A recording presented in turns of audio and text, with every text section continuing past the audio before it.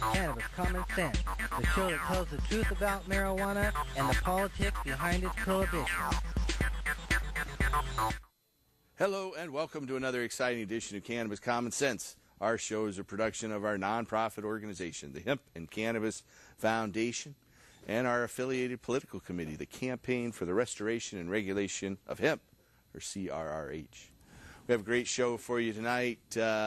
Tim Pate, John Cornett, and Russ Belleville are here to provide musical accompaniment. Hi, folks. We have Madeline Martinez. We'll be taking your phone calls. Hi, Madeline. Hi.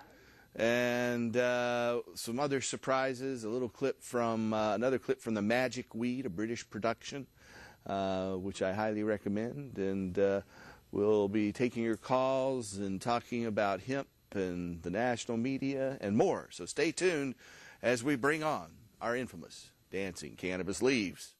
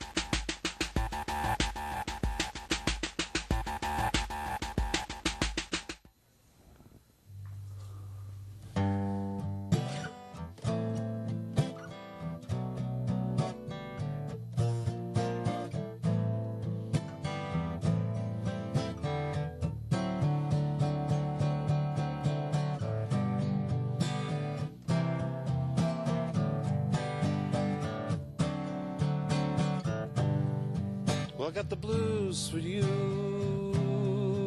so bad I can't see. Now I got some news for you. Oh, you put a magic spell over me. So now in the nighttime, as I dream all alone, well I get the blues.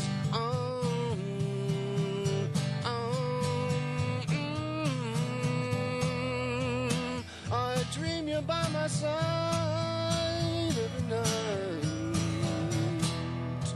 But when the daylight comes, oh, you know we're in sight. So then in the daytime, as I dream all of you,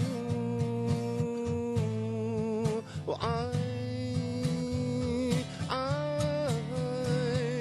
get the blues.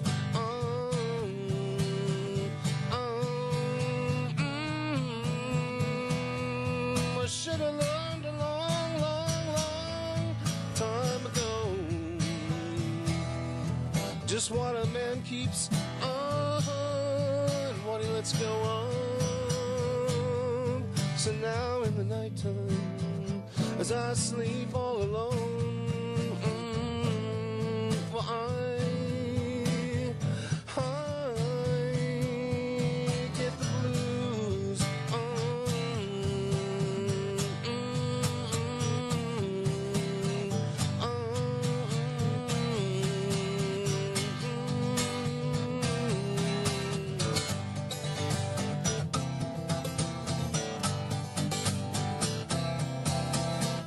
Yeah, I get the blues.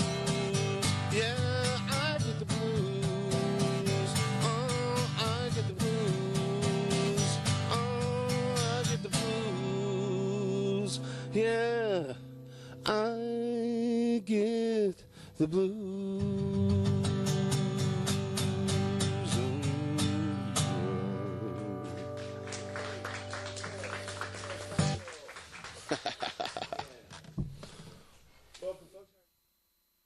Great, Paul. How are you? I am tired. I was laid over at the Chicago O'Hare Airport as plane was, it had problems. And then while we're sitting there, there's a big hailstorm. Oh, no. So that with inch to 2 inch hail, and they had to pull us all off the plane. In the end, it was 7 hours late, and I made it here with about 5 minutes to spare. Well, but So you're here, and I you got made the show. it. Yay. So the show must go on. Yes. So welcome to Cannabis Common Sense. If you have questions for us tonight, give us a call at 503-288-4448. That's 503-288-4448, and we'll be taking your calls right up to the top of the hour. We had a kind of unusual interface since our last show with the national media. Perhaps we should talk about that, how... you just never know what's going to happen when you get in those guys. It's... I feel like I had a force field around me, protecting me from it all, because I had an interview with them, and none of that showed, and I was upset. Which was a surprise. It was surprising because they took like 2 hours with me. We sat around and talked, and it was surprising, but I'm kind of glad I landed on the floor, the cutting floor, because I thought they were rather... rough on you. I thought that they did a hit piece on you. They kept doing, they were using that term from the Willamette Week that I never liked it. I don't know how they came up with it. And I explained to them in depth why it wasn't accurate. I don't use a bong at all. And I use a vaporizer. And I showed them how a vaporizer works, but they didn't show the description of the vaporizer at all. That wasn't what they showed. In fact, they focused on that as the very first clip. And all they showed was me puffing on the bag. No explanation that it was a vaporizer. No talk about its superiority to smoking as opposed to a pipe or a water pipe or a bong. Well, it'd be the safest method. Yeah, for inhalation, it's by far the safest method to inhale cannabis or any other substance out there if you want to inhale the active ingredients. And so I thought I was going to do a good thing, but, they do with those things what they will, and in the end, I guess I shouldn't complain. But well, they spelled THCF right. And, that's right. That was important to me, and I didn't care if... I got a couple good lines in there about how marijuana is safer than alcohol and tobacco, and talking about taxing and regulating marijuana. You did. They did let us say that. And I think the most important thing, like I said on your podcast, Russ, is we got Sanjay Gupta to change his tune. When I first was contacted by Joe Johns, the reporter from CNN that covered our local group here this week on their marijuana presentation, I told him right off the bat, before he came out, that I wanted to talk to Sanjay Gupta and tell him how he was inaccurate, and that in his things he acted like THC was the only ingredient in marijuana. And so I explained about the benefits of CBD and told him about the health benefits of cannabis. And, he really changed his tune compared to the Time magazine article he wrote about 3 years ago. It seemed like you made him think about going back and doing a little bit of the research. He did. He obviously had done some research. And he meant, the reporter that came out and interviewed us, his name was Joe Johns. Oh, he was really nice. During Gupta's interview with Anderson Cooper, he mentioned the information that Joe Johns gave me. Right. And so, obviously, he sat there and watched the videos where I said, I explained it to him on his camera. And it looked to me like they must have watched some of that. Yeah. It's very frustrating, too, with both of you getting all that time and getting the time at the Oregon Normal Cardholders meeting, and there's such a story there to be told. And we were just getting ready for the show here while the Anderson Cooper show was on tonight, and the report that I got through Twitter, through a couple friends, was that they were just rerunning Anderson Cooper's visit to the pharmacy, which they had already, video they had already run on Monday, in quite depth. And I'm thinking, you've got Madeline Martinez sitting on the shelf there, and the Oregon Normal Cardholder meeting sitting on the shelf there, a story that desperately needs to be told, a story from the side of the reformers and the activists and the patients that are working on this, and you let that sit in favor of yet, repeating the story, trying to make dispensaries seem scary because they have lollipops. It's a real shame CNN did this. You could have done a much better job. Yeah, I was really surprised that they did such a horrible job on it, and the fact that they just tried to use the hype and the sexiness of legal pot pusher. That really upset me when they called it that. I give all my cannabis away for free. For them to say that I'm a pusher, And you know, I like you quoted on your site was that the Steppenwolf song? Yeah. Steppenwolf, Hoyt goddamn Axton the lyrics. pusher. And Yeah.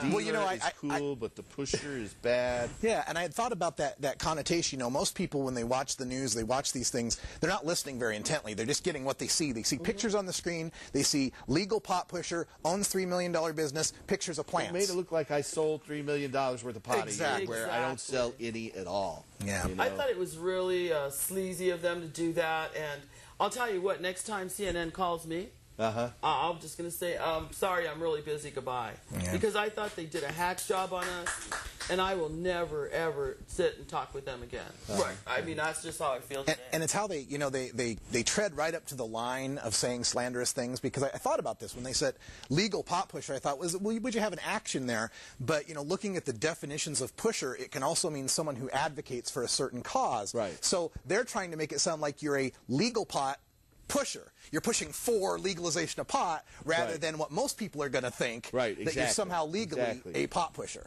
But that subliminal message that they're putting out there to everybody is what I found most annoying. Yeah, me because too. we do, you know, you do such great work. You're working all over the nation, building this empire, freeing people from having to use pharmaceuticals, but they never mention that part. No. That's the part that gets me so upset. Well, you know, the most exciting thing for me that day was that in Michigan, the first medical marijuana case was dismissed. Our doctor, Eric Eisenbud, went and testified for Bob Redden and Tory Clark. And as soon as Dr. Eisenbud was done, over the prosecutor's objections, he went ahead and dismissed the charges on the spot with no further deliberation. Excellent. And so the first medical marijuana case gets thrown out in Michigan, and that's a big step forward since they have the newest medical marijuana law. We have a caller here. Hello, caller. You're on the show. Well, is that me? That's you. Well, I got to tell you some shame on you, you slave driver. You're putting your wife to work on the phone there. Oh, well, she likes doing it. But I had the most wonderful chat with her, and she told me how long she'd been in remission, and I thought it was maybe 2 years. Boy, we're getting older. It is. It keeps going by, doesn't it? Yeah, it's 5 years. She's been cancer-free. Oh, thank you. We're happy about that. Yep. Congratulations. That means they can say she's cancer-free after 5 years and cured. Oh, wonderful. I'm so happy. Oh, my God. I thought for sure you were going to lose her. I just was so worried about her. I was pretty worried, too. We all were. And she bit the bullet. The kids, too. And, through like 15 hours of surgery. It was a pretty intense procedure. And then there were some complications from the surgery, too. But she pulled through. Then after that, hey, she got ready for chemotherapy. Ooh, you know. And that always changes people's metabolisms in a pretty radical way. And boy, you were probably having hit the old vaporizer pretty heavy there just to calm down from all that madness up and down, you know. Yeah. But I called it also for this reason, is that we've come up with a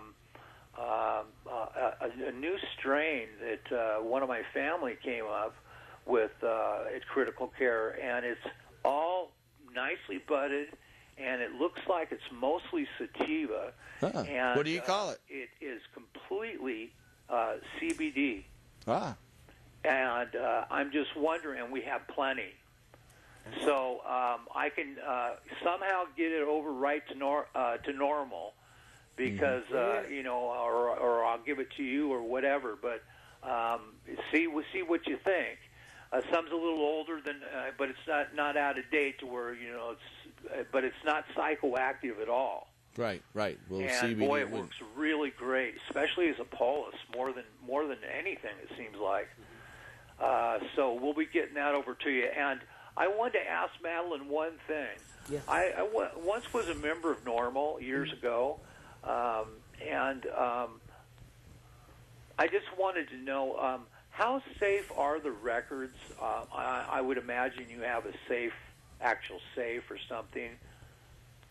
Well, I don't have an actual safe, but when we take your names, they're in our database. They're very safe. I actually have handwritten the cards for our members for years because I wouldn't trust anyone else with our membership list. You know, there's only a couple of us that handle it. Whenever we get people's names, the first thing we do is put them into our database and shred everything else that they're written on. So They're safe as can be. I've never had anybody's name go out to anyone else or anyone say that their name was used on a mailing list of any kind. So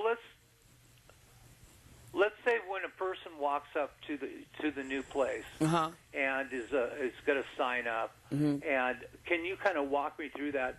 Is Paul Loney there? So you have Paul Loney and Anna Diaz take new members in, and Anna holds on to the paperwork and then transcribes it into our database. Right. Yeah. Now, are people kept away so they don't see where you live other than normal does? Well, everybody's in this large room, and we try to give you as much privacy as possible. You will have to have your ID out and your OMMP card. Oh, okay. So you just come around and just look at it, make sure everything's... Right, exactly. Okay. I thought that was done previous as you walked in the door. It's done when you walk in the door each and every time, because we got to make sure that the picture matches up with you and that all of your ID and your registry identification card are not expired. So that's the reason we check all the time. Wonderful. Yeah. Would you ever be have a chance to where I could come in? I have so many safety issues. A lot of them are pulmonary. As we know, a lot of people can't afford vaporizers, and there are some that are fairly inexpensive and work good too. But my concern is the Bic lighter. Right? I see people really trash a lot that they could save if they did use just regular book matches. And I have other things that I'm concerned about. I wouldn't even mind if they used a Bic lighter and hit the edge of it and then puffed on it and got it going from that, because Bic lighters are designed to light a cigarette. And there's a lot of some of the study I've found out is there's a lot of unspent butane fumes, and we're inhaling those deeply, and what they will do is eventually pulmonary, they'll ruin the elasticity of the lungs, and it's also cold too. But why don't you give me a call at 503-239-6110, and we can sit down and meet and talk about all these issues. Sounds good. And right. Hey, the next crop we're bringing in, do I still have that invite to come over and cut sure with you do. and Sister Sativa? Yes, you do. Oh, thank you, sweetheart. All right. And Russ? Yes, sir. I love you. I know I've been to Normal a million times, but is that a normal cap? This is a 100% hemp cap. I am literally a pothead. But it's not an official normal cap, no. Oh, Picked it okay. up in Beaverton. Oh, I think you guys should get that one in the line. Get Boy, it. that's a slick one. Thank you. And I can't forget Tim. My gosh, you entertain us every week. You're always there on time. You've been there. You're the man, and you always bring on great musical talent. Yes. And that crew, I love you all. You do the best, and you make my life worth living. That's a nice so thank you very much, all, and see you soon. Okay, Right. take care. Don't forget to call. Wow. Hey, talking about hemp, I'm so excited. Yes. Brzezinski finally got his bill passed. How many years? It went right. It What was the did vote on that? 27-2. That's pretty impressive. That is impressive, and he feels strongly that it's going to go through the House without a problem. All so right. we're pretty excited about it. And if you haven't heard out there, our farmers are going to be able to actually grow hemp and process it here in the state. Well, they passed them in other states. Right. And the DEA holds it up. Right. And well, they're saying they're getting ready for the court fight on that, too. So Good. It's pretty exciting. I mean, just the thought that it went through and that Republican senators are excited about it, like Jeff Cruz. Right. He's thinking it's the last crop he's going to try to grow now because it's just, I think it's wonderful. And Brzezinski took hemp milk and all this hemp stuff out there and showed them. And well, I remember when he first introduced it back in '97. So after a dozen years of trying, good for he him. finally got it through one of the houses, and I bet Governor Kulakowski would sign it into law. Yeah, and he's actually going to be our the person who's going to be receiving our recipient of the Dr. Rick Bayer Award this year because he helped us dodge a number of bullets at the legislature this year when he intervened and added his friendly amendment to the employee discrimination bill. That's what got the Associated General Contractors lobbyists fired.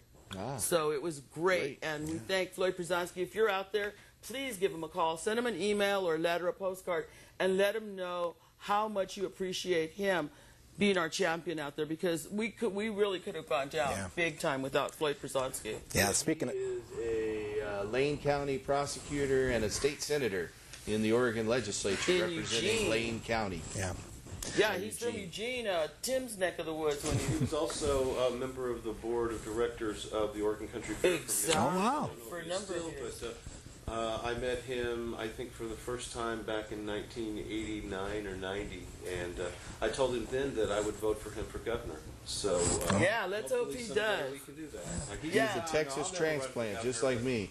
You guys are from There was another piece of good news out of the Oregon legislature, too, when Representative Schaffler tried to get that bill pulled from committee and onto the floor of the House, and it got tied. Was it 29-29 as a tie vote? So he couldn't get it out. Wasn't that the bill they were going to require or take away people's? It was the bill to make it so that they wouldn't have to accommodate the medical use of marijuana, regardless of where the use may occur. Right, and one of the things that he did before that was he got Boley involved. Yeah. That was when he got Boley's language involved, and they were like, oh, man, they were all so mad. They all walked away, and he's been in there just sticking a monkey wrench in all of their works. But you know what? Here's another exciting breakthrough today that just came out. House Resolution 2943 from Barney Frank, our good friend. Congressman Barney Frank has this introduced, and what it will do is it will, here it is, to eliminate most federal penalties for the possession of marijuana for personal use. Yeah. Which is more than 3.5 ounces. Exactly. I'm 100 grams. so excited about it. He's got 4 co-sponsors, and I'd like to encourage all And it of would you. open up the law so states could tax and regulate. Right. That's another big Exactly. thing. So if we are able to pass our tax and regulate bill, and Barney Frank's bill made you it imagine? through, there'd be no federal intervention. And then hemp, I mean, we're just winning all over the place.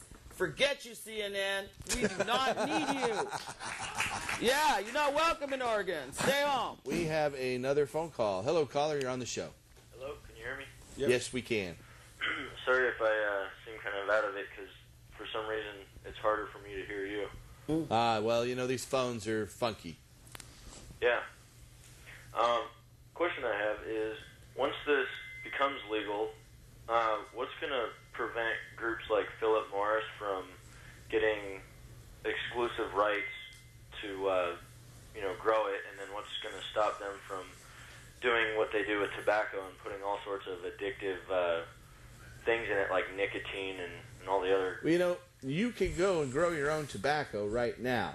And what's stopping people from doing that is laziness, maybe. I could go grow tobacco, and I would recommend, if you are a tobacco smoker, take control and go out there and grow your own. And that way you don't even have to pay taxes on it. And the taxes are pretty high, as long as you aren't selling it. That's one thing that would prevent Philip Morris from taking it over. You know, the tobacco companies back in the 70s trademarked certain names that are still marketed with these little mini cigars. They've got Acapulco Gold cigars, and they have Panama Red cigars. And you bet that when marijuana becomes legal, those guys are going to be dropping the tobacco products and putting those monikers on packages of marijuana. So they're ready to do that. But I think marijuana is more akin to the wine industry than it is to the tobacco industry. I think we're going to see a lot of independent farms. You know, you can go to tons of different wine bottlers. There's lots of little wineries all over the place, and I think marijuana is going to be more like that when we can tax and regulate it. Yeah. I also think that there's going to be a natural market. Do you believe that for people that are used to having marijuana that they've grown themselves or gotten from friends that have grown, that the companies, if they're going to market it, have to give me something better or easier than what I can get myself. Yeah. You understand? So I don't see there's a lot of desire on their part to make it a more dangerous product when people want marijuana because it's safer. Did you have any other comments there? Yeah, can you still hear me? Yes. Okay. Another question I would like to ask is, right now it is, well, a lot of it's illegal, but all the little crimes that are associated with it, like, paraphernalia of whatever, and, when somebody gets caught with it, they get charged with, a felony, and all of a sudden they're, they lose their voting rights, and now they're a felon and all this. And that. Well, let me tell you a couple things. First of all, in the state of Oregon, possession of less than 1 ounce is an infraction. So you have no criminal record in Oregon or California for possession of small amounts. However, I am a pot felon, and I vote, and I ran for office. In Oregon, you don't lose your rights to vote as long as you're not locked up in jail, whether you're on probation or parole. In Washington State, after you do lose your right to vote until you've been discharged by the court and repaid your fines to the state. So you can regain your voting rights pretty simply here in the Northwest. There are other areas of the country where it's not so simple. But we can lobby to change that. I mean, with the huge amount of people that have been incarcerated over marijuana, it's kind of ridiculous to see people losing their voting rights over that. But I not only vote in all elections, I ran for office, and there are folks like Ben Lundland, the guy who ran for governor. He was busted for cocaine and has a cocaine felony on his record, but still he was ran for governor as a Republican. I think he changed over to Democrat last year or something. A representative from Bend, Oregon. Question? Do I have time to ask another question? Sure, go ahead. I've seen. You ever seen those shows or documentaries that shows like depositories or like centers where people can go in and they actually can choose what types of buds they want? Yeah. What's to make sure that people aren't like lacing it with stuff? Like opium.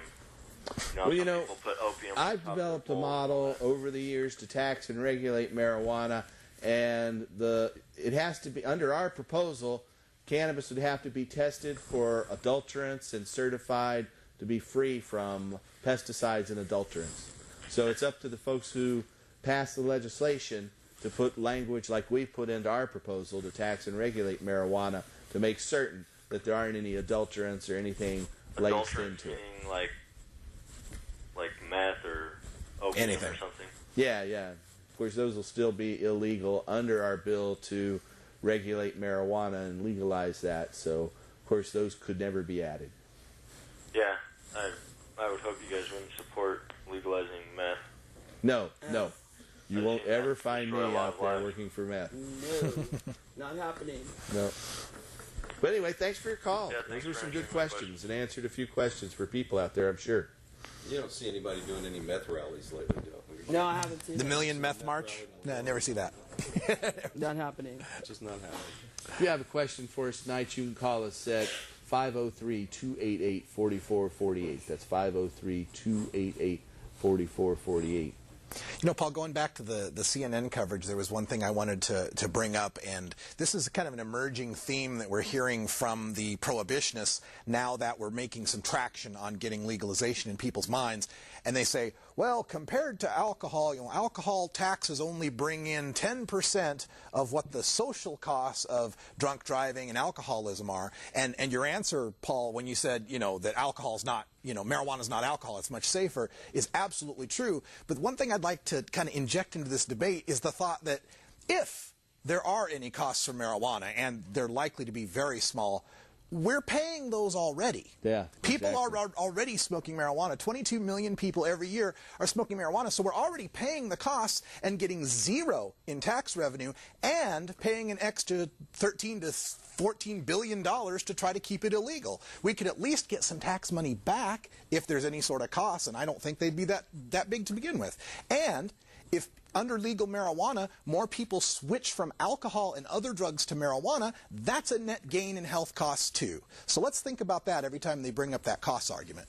Yeah, that's a good point. I raised one or two of those points with them too, that, marijuana's already here and there's not going to be a huge increase in people who are going to go out there who never tried it and say, boy, I want to go try it now.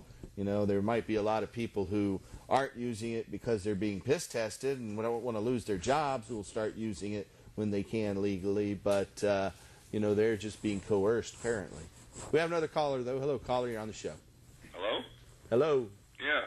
I was wondering, what headings do you look up on eBay when you're getting the pharmaceutical bottles for your little collection? Oh, good question. Give me a hint. You're not going to go out there and bid against me, are you? Sure, this is America, dude. Well, you know, I don't have to tell you while I do it now, do I? It'd make a nice wedding gift. Somebody, yeah, they are pretty nifty. I was outbid this past week on a bottle, but that's okay. I'm not. Anyway, I went online and I tried several different things. You know, there aren't any out there. You know, there used to be more than there are now. I would say, you know, maybe 30 to 50 things a year come through eBay, and I just put every possible variation of the spelling of cannabis out there. Oh, and so they don't I have certain marijuana? searches that I have saved searches through eBay, and Yeah. so I They just don't go to my exclude saved certain searches. words? It's not against their rules? Say that again? It's not against their rules to use certain words? Oh, no, not at all. You can search for any criteria. Yeah. I have all these weird variations on the spelling of cannabis. And I think it would most likely be under cannabis and not marijuana, right? 'Cause Yeah, that's what yeah, people it's were almost calling always it back then. cannabis. Yeah, there was 2 Tennessee stamps a week ago, but they didn't say cannabis on them. I guess the guy knew the history and had a picture of it, but there was 2 actual stamps out of Tennessee. Yeah, there are a lot of those state stamps out there. Some people collect those. I don't usually get the state tax stamps that came out in the 90s. I don't go after those particularly. I do have a certificate from the U.S. Department of Agriculture in 1943 as a licensed producer of marijuana. But, you know, it expired in 1943 for a farmer in Iowa. But Could I suggest something? Sure. I'd really like to see somebody out there honor the history of the whole hemp situation. I don't know his first name, but History Channel had a show, and as soon as Anslinger did the thing in 37, the first guy to get thrown in jail was named Caldwell. Yep. Yeah, from Colorado. And then they mentioned Gene Krupa, Yep. and Robert Mitchum. Yeah, yeah. Why don't we name some strains after these folks?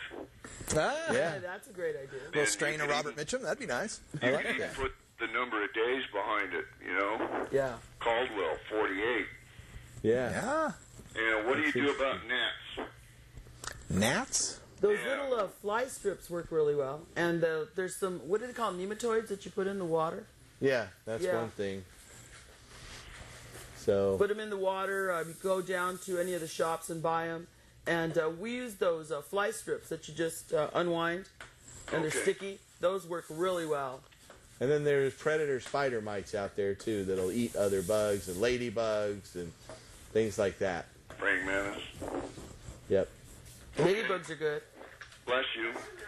That was the hottest song I've heard yet. Hey, all right. Spinosad Keep up the good work, guys. Thanks. Thanks. is another thing. Take We have care. a film clip we're going to run now, and we'll be back in just a minute. This is a excerpt from a British film called The Magic Weed. And we've played some clips over the past couple weeks, and here's another one. I hope you enjoy it. After the war years, a new world arose from the ashes of the old. India gained independence.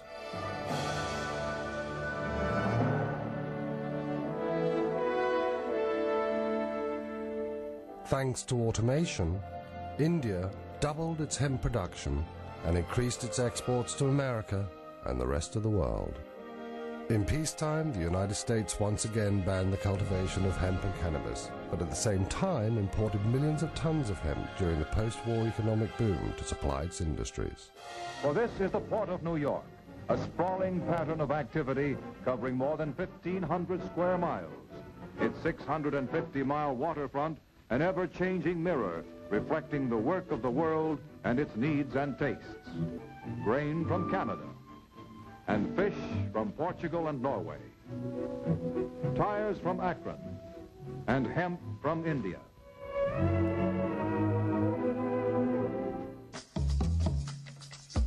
During the post-war years in France, hemp growing and processing went through a revitalized industrial revolution. What is interesting to underline is the fact that in France hemp culture went on in spite of American prohibition. While prohibiting marijuana in the USA, they prohibited hemp too, and so you couldn't grow it anymore. In France, hemp growing went on. France was a very rural nation at that time, and remained so until the 50s. They continue to cultivate hemp there today. What happened was that synthetic fibers went on to become a huge development. And even in France, in a country where hemp growing was still legal, hemp began to widely decline, until the hemp textile industry finally died at the end of the 60s. In the 60s, hippies began a worldwide movement calling for the legalization of cannabis. English and American rock stars encouraged people to smoke it. The Beatles, led by John Lennon, turned England on by singing openly pro-cannabis lyrics.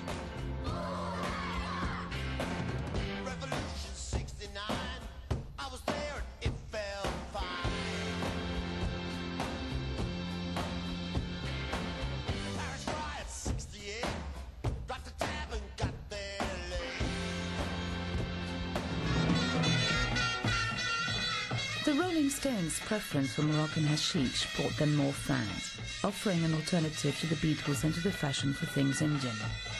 Hippies then decided to hit the road for Morocco. Do you see the fields over there on the mountain? At this time of year, you can't find any other plant growing there, because this is the only crop that grows here. Can you see how easily it grows? You can find it even in front of the hotel. I think if these people had to choose a symbol, it would definitely be the hashish flower.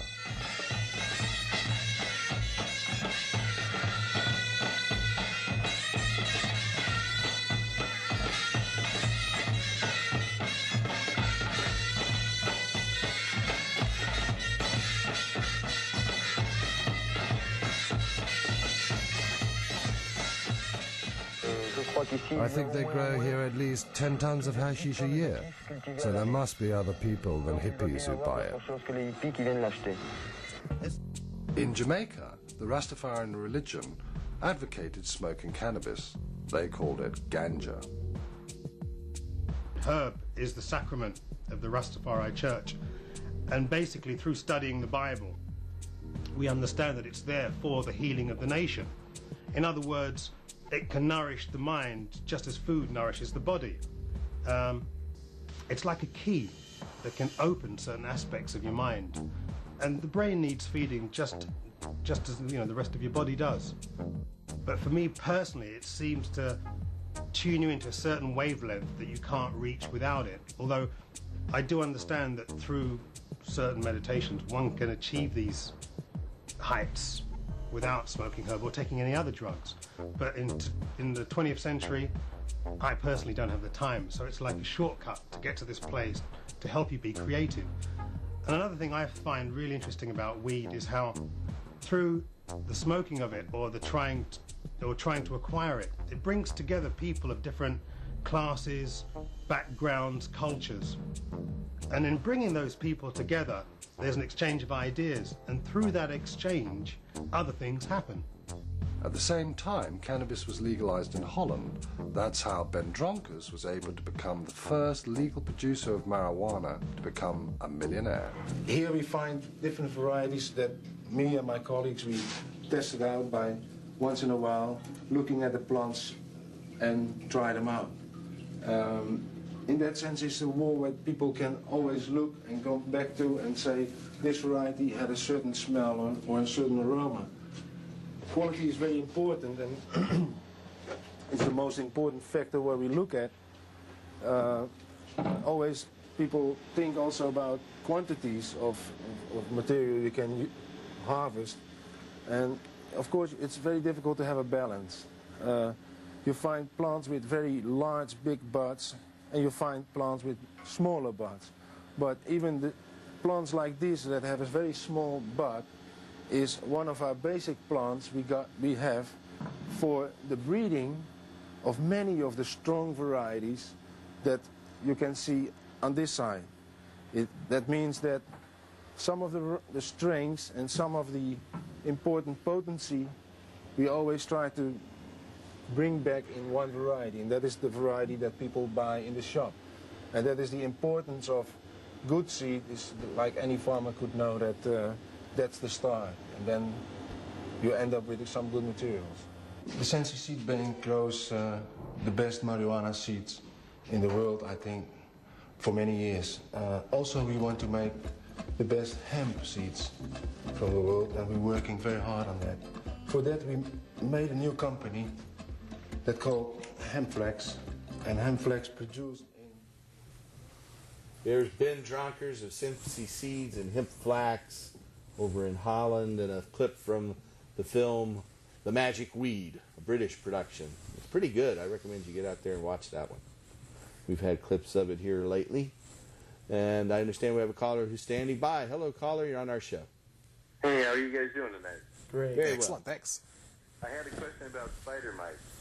Ooh, I hate those things. I heard there's a new stuff out called That Stuff. It's supposed to be 99.999% water and 0.0001% an inert ingredient, but they put a electrical charge that the spider mites can't deal with in the water. Uh-huh. Well, you know, we have a little machine in our office that splits water based on the minerals in it through an electrical charge, and has acid water and alkaline water. And alkaline water has some health benefits for people to drink, and acid water kills bugs and things. And so water that has a little bit of an acid base to it will kill bugs. And so you don't have to even put anything in it. You can go out there and get one of these alkaline machines and wash your face and your plants in the acid water and drink the alkaline water. Well, they say this is safe for human consumption and for animals. It's non-toxic. Oh, yeah, you can drink it. It's made right in Portland, right out on Division, it says. Yeah. Yeah, acid water has a lot of benefits, and we use it in our garden. They put a little green color is the only thing I kind of question in it, but I guess that's just so you don't mix it up with anything else. Because there's no smell, and it seems to work. You just kind of have to use it. I know I've tried neem oil and Einstein oil, and it just gets so tiring, and the plants don't really seem to like it that much. Yeah. Well, they like acid water, or water with a little bit of an acid base to it. Yeah, these seem to be responding real well, and I just didn't know if you guys had heard about it. It's called Yeti Enterprises, or Yeti. Yeah, I'm not familiar with the product, but like I said, I have a machine that at our office that we let people come in and use for free. You can come and get some acid water or alkaline water, and I drink the alkaline water because it has a lot of health benefits, and use the acid water for gardening and hygiene. Well, I appreciate it sounds like that's what you're talking about. I appreciate you guys offering that for free out there too. Yeah, we do. Bring your bottles. I will. Okay. Thanks, Paul. You guys have a great weekend. All right, you too. I've also heard that if you get your water cold enough, that they don't like the cold. They don't like the cold at all. So yeah, what I used to do was put my water bottle in the refrigerator and get it really nice and cold, and then use that, and it seemed to work quite well. Yeah, that works. Taking them out on a cold, dark night and a high-pressure hose and just blasting them with that'll work too. You enjoy that a little too much, Paul. I know. Yeah, it's kind of fun. Blasting them. That's what I like. Yeah. Anyway, with the water. Right. Anyway, if you have a question for us tonight, you can call us at 503-288-4448. That's 503-288-4448. We have a bi-weekly meeting Oregon Normal puts on at the Village Ballroom. That is at 700 Northeast Deacom. It's a medical patient meeting for Oregon medical marijuana patients. There's information about it right there.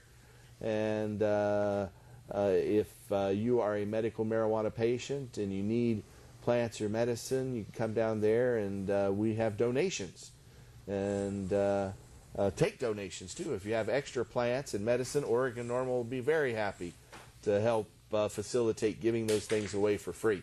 And you can be a card holder, not necessarily just a patient, because a lot of patients can't really get up out of the bed many times, and so we allow caregivers as well as growers to come, because the patients want to share their medicine with other patients, and so they send their growers along to share that. So as long as you're a card holder. Tim, you wanted to put in a plug for the Seattle Hemp Fest. I wanted to talk about the Seattle Hemp Fest. I'm on the core staff of the Seattle Hemp Fest, and I've been going back and forth for years. Second Tuesday of every month, to make certain that we put on a good show.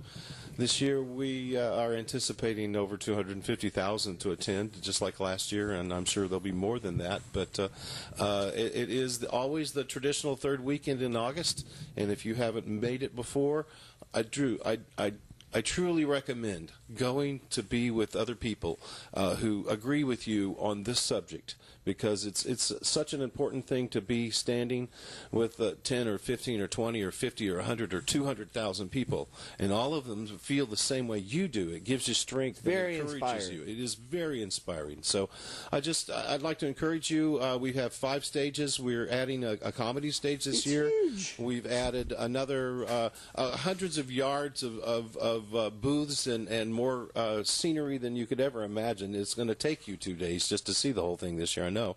Yeah. So I know that my band is going to be open in both days, main stage, but there are so many other bands that come. Like I said, 700 different bands have applied, and we'll put as many people as we can on every one of those stages as we can. So it's coming up on Saturday and Sunday, August 15th and 16th. August 15th in and 16th. Seattle's Myrtle Edwards Park. Yep, right down there on the waterfront, right Be past there Pier or 71. Be Square, right at the end of the piers, below the Space Needle. It is. You can see the it from Space there. Needle, head for the water, you'll find it. And smell. We have our Hip Stock Festival here in Portland, and that's coming up on September 12th and 13th. This year, we're happy to say we have John Trudell, Native American activist and poet and spoken word singer, and his band, Bad Dog. They'll be playing again. We also have Folk Uke, the daughters of Willie Nelson and Arlo Guthrie, Kathy Guthrie and Amy Nelson. They have some wonderful tunes, and they'll be playing, as will Human Revolution and lots of other bands. So stay tuned for that. That's coming up on September 12th and 13th. And there is a volunteer tie-dye potluck tomorrow right here in Portland, Saturday, June 20th at 7 p.m. at the Hemp and Cannabis Foundation parking lot.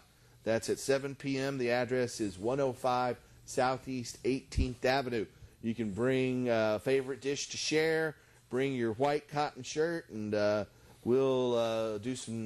be some tie-dyeing going on. Yeah.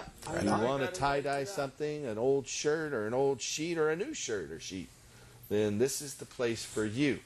And we'll be using some of these. We're looking for donations of cotton sheets, blankets, tablecloths that can be used to help decorate the Hip Stock Festival, which this year is going to be at lovely Kelly Point Park, right at the convergence of the Willamette and Columbia River at the end of Marine Drive. And so we'll be there September 12th and 13th for the Hip Stock Festival, about 3 weeks after the Seattle Hemp Fest, where we'll be as well on August 15th and 16th. In fact, you are the presenting sponsor this year. Our THCF is the presenting sponsor. Exactly. I was talking to Vivian. I was talking to Vivian yesterday, and he said you really like the posters.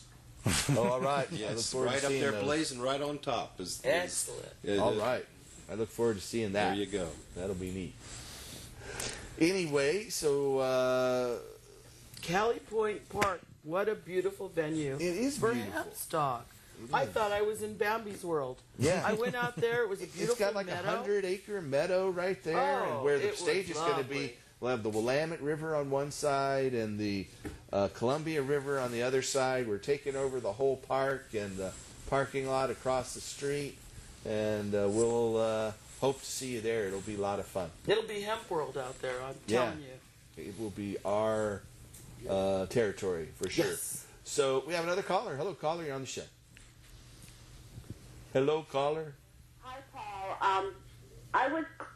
I was calling because I have cancer, and I was just talking to your wife on the phone about it. Uh-huh. You have a what? She has cancer. I have cancer. Oh, okay. I'm sorry to hear that. Yeah, well, I'm going to be a survivor. So, but what I'm curious about is what are some of the medicinal things as far as using marijuana to help ease the cancer? Well, cannabis helps with nausea and pain. And so if you have nausea related to some of the treatments or you have pain from the cancer, cannabis will help that. Cannabis also has anti-tumoral properties. It will kill cancer cells, selectively kill cancer cells while leaving healthy cells alone. And so it strengthens your immune system, and they've shown with brain cancer and breast cancer and prostate cancer and a bunch of others that if they inject them with cannabinoids, the cancer cells die and the healthy non-cancerous cells don't. And so it has all of those benefits in a wide range of help. And we recommend eating cannabis as a best way to get some of those benefits. Did you get that? Now, is it better to use the leaf then than the flower? If you don't want the high associated with cannabis, then you should use the leaf. That's true. And you get a bigger dose of CBD by using the leaf. And it's best to take that orally in a food or a capsule. And we have recipes at our office on how to do that and on our website. And you can make it into a tincture or a oil or butter extract and cook it into any food, really. I recently got a teriyaki sauce that someone brought here to the show that was made with cannabis. And, of course, there are chocolates and lots of different ways to take it in food or a capsule. Okay, now, I don't have access to leaf. I actually have some flower, but no leaf. Uh-huh. Well, come on down to the Oregon Normal meeting. The next one's going to be what, the 27th? 27th. The 27th of June, which is next Saturday. And it's at 700 Northeast Deacom. And we'll be giving leaf away and plants as well. Come on down. Maybe even some buds. We'll have some recipes, and we're going to have Sometimes there's chocolates. Our cooking lady back in July. She's going to come back out and teach us how to actually demonstrate some recipes for us. So come on. So in one of the July meetings, there'll be lessons and demonstrations on how to cook with cannabis as well. Tinctures, greenies, she made some wonderful salves, and we had an injury in our family. My son hurt his arm, and he really used a lot of that salve, and it worked amazingly to get his arm working again. So come out and find out all about it. Good luck with your treatment. I hope that helps. Thanks so much to all of you, and hopefully I'll see you at the meeting then. Great. Sounds great. Thanks for your phone call. Bye. We wish you the best with that. That's a really hard diagnosis to deal with, really. Yeah. It but is. Hang in there and fight it, and we wish you the best. But don't give up hope, because there's so much hope with cannabis. It offers so much for us. Not only does it temper our pain, but it helps us in so many ways. A lot of people say they don't want the high associated with it, but that's a mild euphoria. What's wrong with being euphoric? I enjoy it so What's much. wrong with a little joy? I don't see anything wrong with it. I think And it's relaxation. a wonderful thing. Yeah, it really does. It's a good thing if you ask me, and that's why we're here trying to end adult marijuana prohibition. Now, if you're out there and you think you might qualify for medical marijuana and you don't know how to find a doctor who can help you, well, that's one of the things the Hemp and Cannabis Foundation has specialized in over the past 7 or 8 years. So call us. We have doctors all over the western United States who can help you. Just call us at 1-800-723-0188.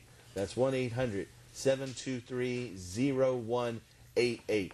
We have offices all across the United States now, and we would be happy to help you find a doctor. As long as you have one of the qualifying conditions, then our doctors will help you.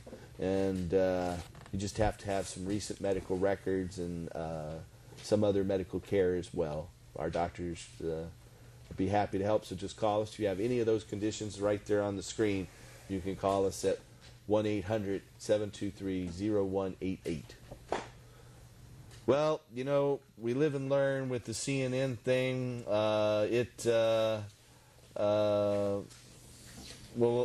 Like someone said, as long as they spell your name right. That's what I say, yep. As long as they got it right, we can live without them now.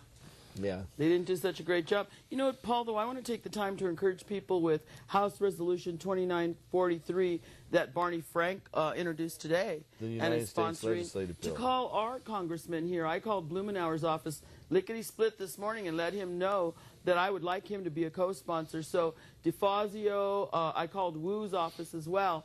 He's not, he doesn't represent me, but whoever represents you, get out there, make a phone call, let them know that you want them to also co-sponsor and support this, and let's get it passed. We have a perfect opportunity here. Yeah, that's the first time we've seen anything like this in our lifetime, in the generation, really, or a couple generations. Since the 70s, really. Yeah. We've seen any moves in the United States Congress to lessen the penalties for marijuana. And Barney Frank's bill is one of the best ones out there. So you definitely want to support that. It would actually also allow states to end marijuana prohibition and tax and regulate cannabis and remove all federal penalties for possession of up to just over 3.5 ounces, 100 grams. For personal use, that's what they're asking for, no sales. But if you, it eliminates most of the penalties, so that's thrilling. Yeah. I mean, freedom is on the march, folks. All we have to do is take the reins and make it happen, and we can do that. And you could do that by tuning in each week. You know, we're down to the end of the show. We're going to go out on the musical accompaniment of Tim Pate, John Cornette, and Russ Bowville with some wonderful flower shots as usual. Tune in next week and help us restore hemp. Good night. This one's for CNN. Old Steppenwolf, the pusher.